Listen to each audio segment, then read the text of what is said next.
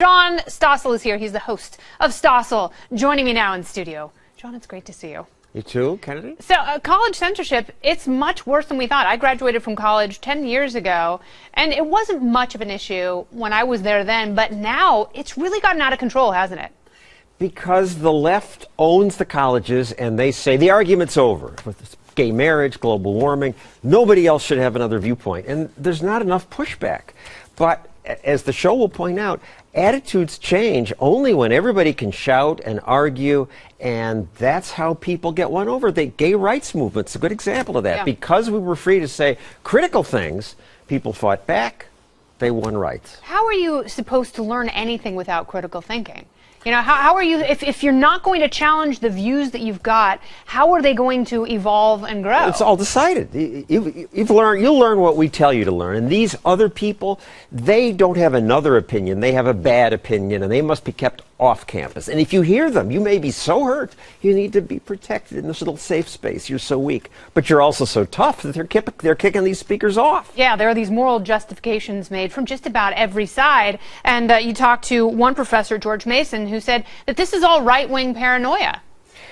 He makes the argument that we're, on the right, exaggerating the problem, but it's only leftists who have the power to take away people's jobs. Yeah. And it's true. Some people who criticize gun ownership get pounced on. Yeah. But they don't get shut up. If you were 18 and you were thinking about going to college, would you go now? No, I might eventually go to college, but I sure would take a bunch of years off, as I should have done before going to college. I learned so much more working as a TV researcher than in college. It was just expensive waste of time. Yeah. And that was Princeton. Expensive indeed. Well, in the special, John also interviews people on al-Qaeda hit lists for speaking out against Islam, who argue that if Americans want freedom, we cannot censor ourselves because of violent extremists. So you went and talked to Bosch Foston and Ayaan Hirsi Ali, and these are people who, in various realms in their personal lives, have been fighting against radical Islam. What did you find was a common thread? The common thread was that you just cannot.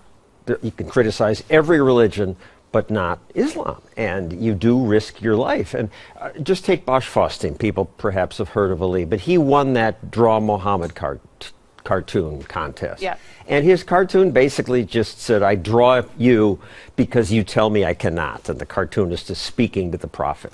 And the contest was shot up. And I say, the Muslims say it's not respectful to draw the prophet. You should respect their religion. And he says, when all religions are expected, maybe that could be an argument. But Yeah. as long as we give in to this, they will chop it away at our freedom and our free speech until we have none left. Yeah, it's a form of terrorism in and of itself. Now, Mark Steyn, who you profiled in the documentary, he had He's to the sue. star of the documentary. Yes, he had to sue He's his brilliant. Canadian government. They were trying to shut him down from criticizing Islam. For criticizing Islam. Yeah. And you can say horrible things about Catholics, about Protestants, about Jews, not about Islam. No, that's absolutely true. And I've interviewed people who are free speech advocates who said even they are afraid of talking about it. But as you point out in the documentary this weekend, if we don't all take a stand, then we are... CNN and the New York Times won't show the cartoons. Yeah. That's letting them win.